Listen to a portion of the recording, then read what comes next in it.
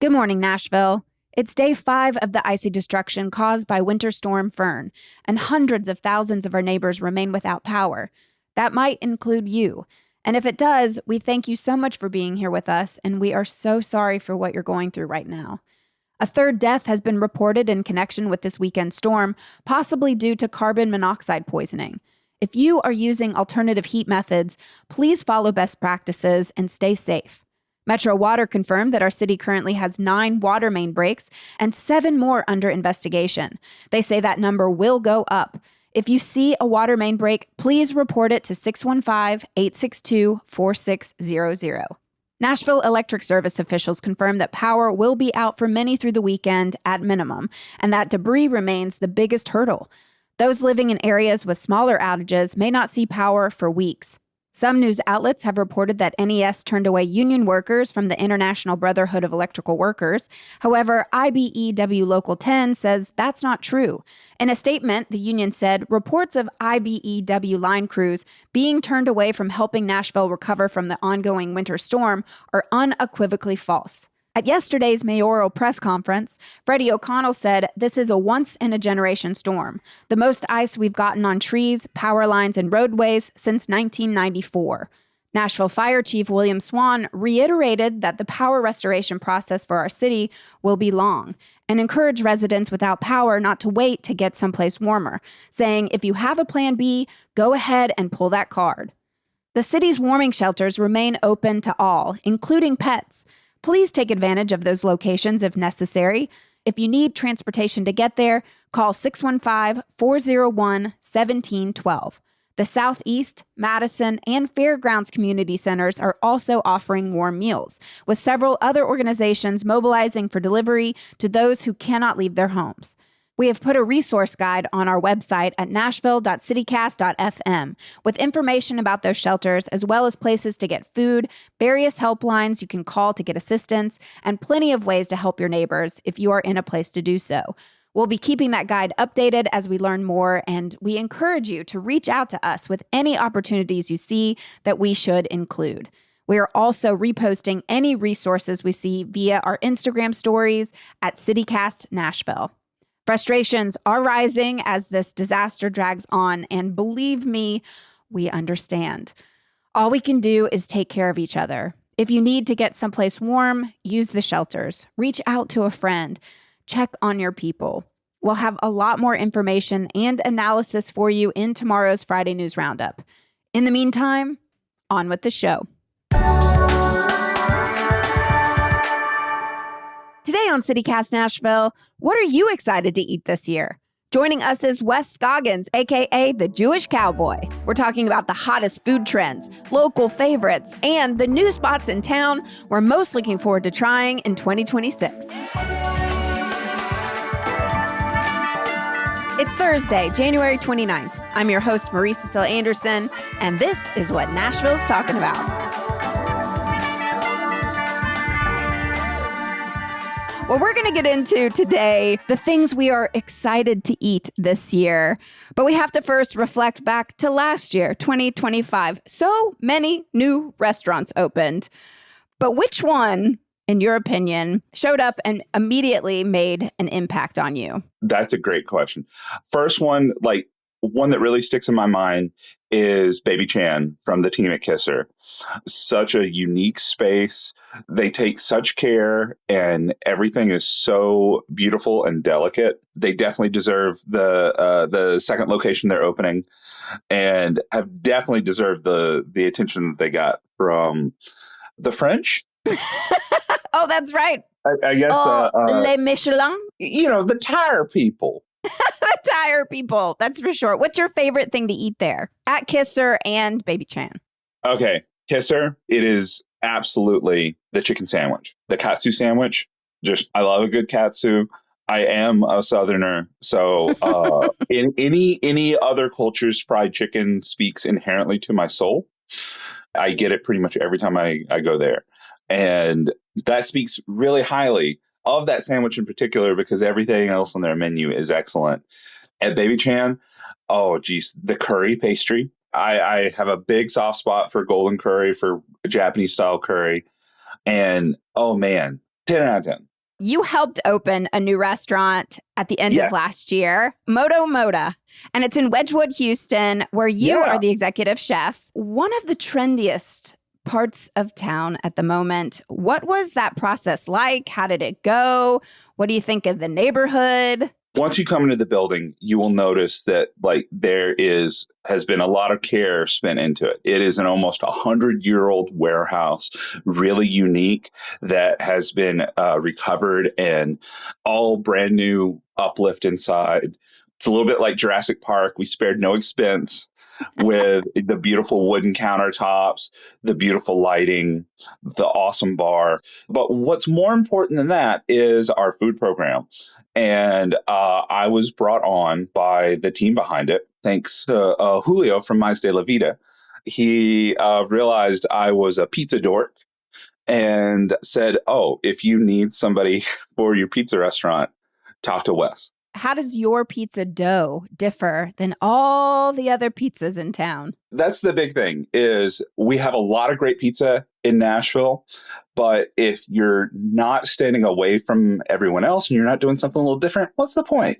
So I have spent a lot of time on my dough recipe, and I've got a fantastic classic pizzeria flour blend in there. I've got some really wonderful artisanal bread flour, but my secret sauce is we do our own grinding in-house for Coruscant wheat, which is an heirloom wheat from the Middle East, which is an ancient crossbreed between Roman durum wheat and wild Asian wheat. It's got this amazing yellow color.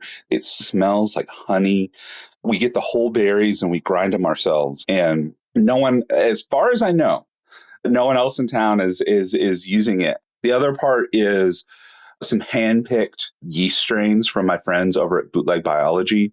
They make a lot of brewers' pitches here in town. They work with a lot of the local breweries and a lot of not-so-local breweries, and they just do custom yeast strains for people. And I was like, if yeast is so important for like beer or champagne or wine, then I feel like it should be important for bread. I had them design a special custom blend for me that captures some wild yeast from the Texas Hill Country, some wild yeast from here around Nashville. It's just super, super special and makes a huge difference in the flavor and the lift and the color profile and everything else. Well, I have to vouch for you. It was an unbelievable pizza that I had and shared with friends. Unbelievable wine, too. You have an amazing wine list and cocktails, and it's a beautiful space with motorcycles also. Yes. Yeah, completely forgot to mention the space is full of vintage motorcycles. A bunch of local riders in town that are selling their motorcycles. We kind of have a relationship with them. So we'll give you free eyeballs to see your wonderful motorcycle every day and maybe make it easier to find a seller while we get some free decoration. Well, it's a really hip new space, and I love it. I really do. So obviously you have amazing taste. We want to pick your brain on where we're eating this year in 2026. So I'm going to throw you some categories. And this doesn't have to be best of. This can just be what comes to your brain first. The hottest new opening on the way. I think the one I'm most excited to seeing what happens is Jose Andres Zaytinya. Excuse me, my Spanish is muy mal, but he's an amazing chef. Does amazing work with the World Central Kitchen, and he's chosen Nashville for a new opening. He's got several Michelin stars under his belt, and he's all around a cool guy. I'm really, really looking forward to seeing what he does with that. And also, he was the originator of the viral egg souffle with mayonnaise that everyone was doing a couple of months ago. Did I miss the egg souffle with mayonnaise? What? What are you speaking of? I think maybe you did. Maybe it was just egg weirdos on the internet and my algorithm is twisted. But you crack an egg in like a ceramic ramekin, give it a little squirt of mayonnaise, a little salt and pepper, whip, put it in the microwave for a couple of minutes, and you just get a perfect egg souffle. Well, I know what I'm doing after this now. Yeah. But you talked about it and everyone was like, that sounds horrible. That sounds disgusting. And people immediately went and did it and no, he actually knows what he's talking about. Well, there we go. Well, we'll have to see if the egg souffle is on his menu here in Nashville in 2026. All right. What about a restaurant that is from out of town that you're like, okay, we're going to allow it? That is a great one because unfortunately, we have quite a few people that are opening up their second or third or fourth or fifth location in Nashville, and many of them are excellent. You know, I'm not going to turn my nose up at them, but you kind of feel that need to like, what will Nashville be exactly? And I feel like have to find a nice balance. I am really, really excited about NADC Burger. They have like a nice stack of recommendations and awards for this burger. And it's like, it's a burger. How good can it be? So it has a lot of curiosity from me. I've been really, really excited about Perrine, again, renowned spot. And, you know, also bread people. So I immediately feel connection there. We're getting a Nobu. Oh, don't even get me started about the Nobu. I used to work for that restaurant group in New York City. Oh, wow. So I used to cater waiter with Nobu sushi and maybe go in the back and eat Nobu sushi before serving it. But so anyway, I'd like to return to my Nobu roots because it is an amazing, amazing restaurant. You know, I've had some interesting conversations because we do have the Japanese consulate in town. And this is a conversation that stuck with me very, very memorably several years ago when I talked to a friend of mine that worked at the consulate. And I was like, where do local Japanese like citizens, what do you think is like the best locally? And she was like, burgers or fried chicken. And I'm like, no, I mean, where do you go for Japanese food? And she just looked at me and she said, the consulate general's house. And so it was like, okay. When was that conversation? Because I feel like that is like the trendiest thing happening all over town is all these omakases. That was right before the pandemic. So I would be very curious to touch base with her and to see if she has updated or added any caveats for that. All right, we're going to speed through the rest of these. The place you're irrationally excited about. I don't really feel like it's irrational because I feel like it's so good. But for SS Guy to open their brick and mortar, I think it's hard to like pitch to people. It's really, really special fried chicken. And then they're like, I mean, how special can fried chicken be? And the answer is very special. I'm so excited to see a new space and less limitations, less constraints, and see more what they do. The meal you can't stop craving. The pizza at Moto Moto. No. You know what? I'll say I have not been back to Bad Idea for several months now. And I had like just an amazing special meal there in the middle of last year. And I thought about it quite a bit. And I know that they're about to get some new chefs behind the scenes. So I'm very excited to see what new is coming with them in 2026 and to see if my next meal there matches up to my last. The spot you think people are sleeping on. There are some of our classic Nashville places that I feel are in between the tourist spots and in between the hot and trendy spots. There's this valley that unfortunately a lot of amazing restaurants live in where they're not appealing enough to the tourists, but they're also not like hot and new anymore. People don't talk about Peninsula enough. People don't talk about Lyra enough. People don't talk about Samurai over on West End. Old classic sushi spot, been around for a long time, still doing some amazing, amazing killer sushi. What about I'm rooting for them, they're an underdog in town? Two people that leap to mind immediately. One, a little bit better known, Saraba's Ice Cream over by Vanderbilt. The family that owns it, absolutely wonderful people doing mind-blowing ice cream. It has never been as busy as it deserves to be. You need to go to Saraba's. The other one, who I've become very close to them and no one knows them, they are not on anybody's radar, is Galbia's up here in Springfield. So I'm finally taking it upon myself to go and do a feature with them. I'm going to take a camera and go talk to her. Sweetest Korean family on the planet. They do absolutely amazing food. They live in the restaurant, and it is some of the best, most authentic Korean food you can find in town. It's in Springfield, Tennessee, in the same parking lot as a Pizza Hut and a Starbucks. And it's worth the trip up to Springfield. There's a couple of things that are worth the trip up to Springfield, and I think Springfield gets slept on. We're going to have you come back and do a Springfield neighborhood guide. It sounds like. I would love that because it deserves it.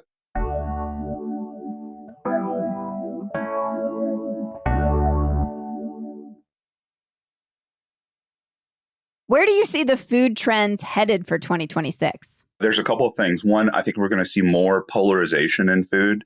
I think that we have kind of two distinct poles that have been forming for a while of people that really want nostalgia and comfort and people that want cutting edge things, new things and novelty. We kind of have hardcore foodies kind of chasing new things that are interesting. And then you have a lot of guests that just do not want anything that challenges them. It's interesting how much of food media is focused on challenging, interesting things, and how much of what people purchase in restaurants are the opposite of that. But, I think that then a lot of media, there is kind of this division between audiences and critics. There's always those movies that the critics love and audiences don't, that audiences love and critics don't. And I think that a lot of the same taste divisions can apply in other areas as well, music and food. One of the really big things that is coming up that a lot of people haven't tapped into yet are a lot of regional African flavors. Africa is so big and there's so many regional styles. And we have quite a few different groups of African immigrants in Nashville. And I think that in the next 10 years, we're definitely going to be seeing a lot of discussion, especially Nigerian food is having kind of a bigger and bigger moment. The other big thing is I think that restaurants are going to definitely try to have to be really creative to give people experiences that are worth going out to the restaurant for that you can't get at home. A lot of people have been working on different solutions, and it's like, is that something at scale that's economical? Is that something that's very, very complex, that is very labor intensive? Is that something that's just executed really, really well, really consistently? What else about the experience of going to a restaurant is important, and the ambiance and the drinks and the music and the community. I think those are all going to play bigger parts. When have restaurants not struggled? Never. I would love to know this golden age where no one dealt with any difficulties, and running restaurants are very, very easy. But I think appealing to guests and like having that personal connection with them is I think one of the biggest important things, because I think beyond all of this, past all of this, is the human connection, is sitting down and talking to people one to one, realizing that you have a relationship with a human chef in that kitchen doing their best for you. And put down your phones, folks, and have real human interactions with chefs, with your friends too. I was out and my friend was on her phone constantly, and the server was like, "Why don't you put your phone down and have fun with your friends?" And I was like, "Thank you." It's like that. I love this server. Some people just need that little poke. Need that little poke. And I was very appreciative. All right, since we're still talking trends, what food trend completely overstayed its welcome last year and should absolutely die in 2026? I think it's very easy to judge a food trend harshly based on its worst executions. And I think it's also very easy to forget that a lot of these trends are made by people like you and I. I think it's very easy to like hate on Dubai chocolate and forget that, it was a snack invented by an engineer while she was pregnant. She just was craving all of those things in a layer, and she was really smart and came up with that. And it just turned into an explosion. It's very easy to just dunk on, why does everyone have a matcha latte? Why does everyone have matcha this, matcha that? When, matcha's pretty cool. Matcha's nice. I like how green it is. And then what trend then would you want to stick around forever? That's a great question. I don't. I would say motorcycles and pizza restaurants. You know what? Let's hope it's not a trend. Oh, right. All restaurants pulling motorcycles into their dining areas. Um, just various pieces of engineering. Let's set up the little jet aircraft restaurant next. So does anything feel different about Nashville's food scene this year? I'll start at the beginning, but I just wanted to present this as a caveat because I feel like it can come as insincere if I don't explain it. But, I grew up in the rural South. I did not grow up in Nashville, but I have been coming to Nashville my entire life. I always saw Nashville as the big city, as kind of the shining city on the hill. I remember Opryland. I would come to Nashville and spend summers here. Actually valuing Nashville as a city instead of being from a much bigger city and seeing it as quaint.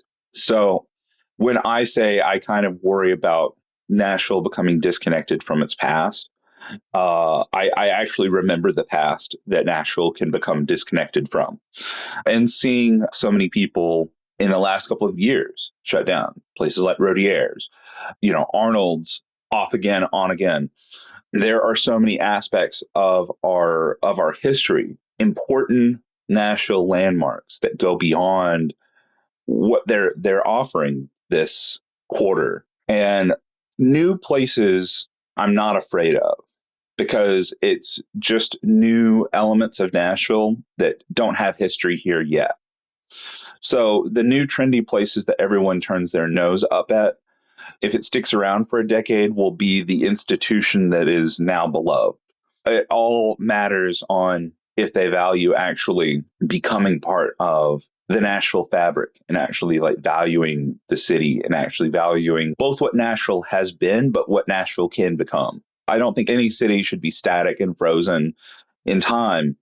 But I do think that there needs to be a respect for why Nashville is unique. But I don't know which of those new places will grow to contribute to Nashville and be an important part of our institutions here and our fabric in the city and add a new stitch to it.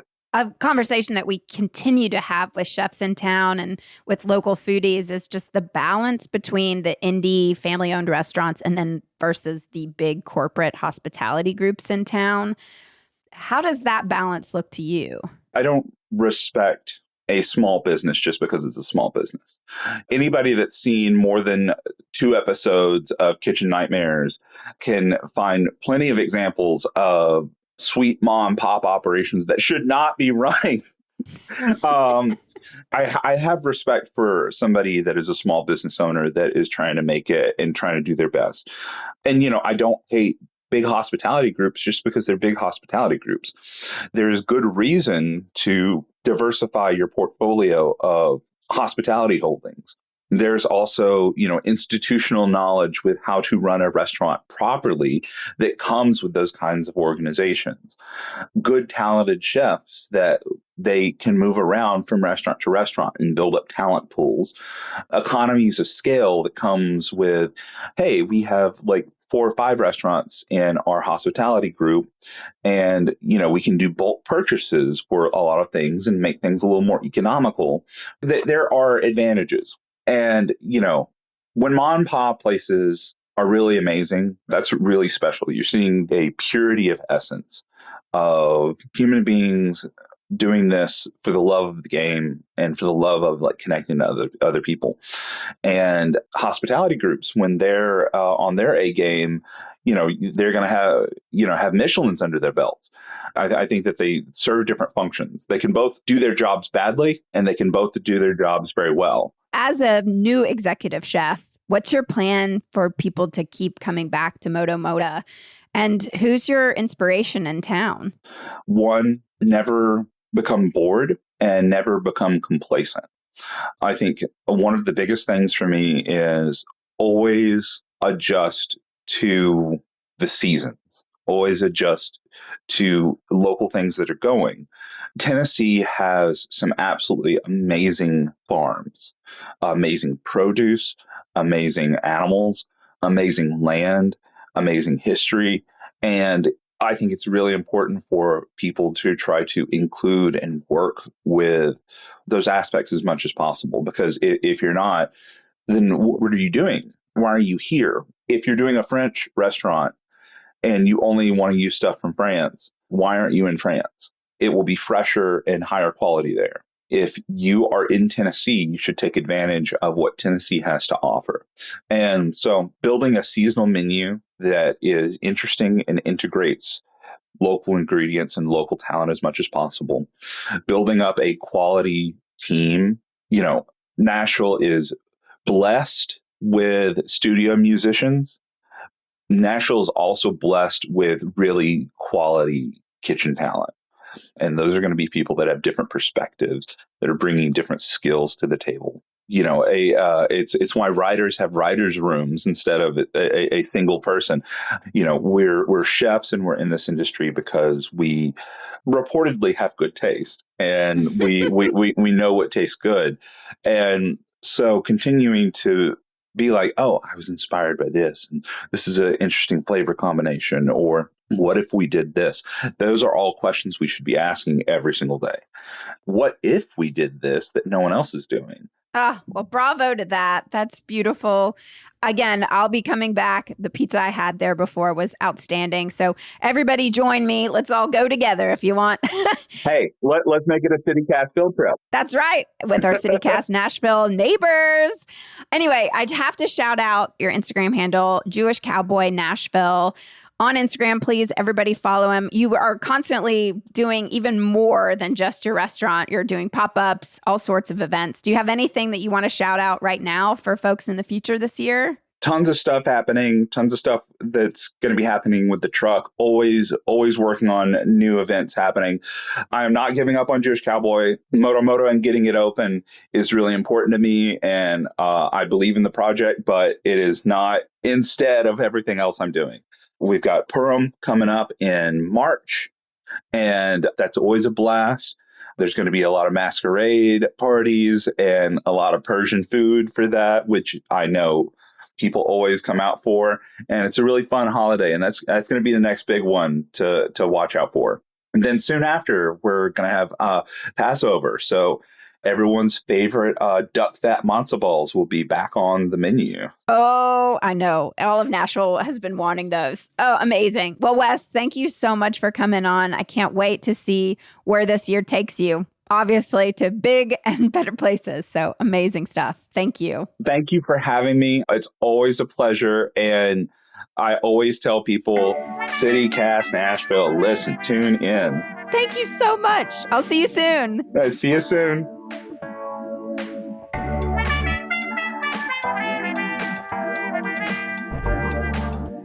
That's all for today here on CityCast Nashville. And don't forget, you can support this show and get great perks by becoming a CityCast Nashville neighbor at membership.citycast.fm. If you enjoyed the show, why not tell your friends? Rate the show, leave us a review, and subscribe to our Hey Nashville newsletter.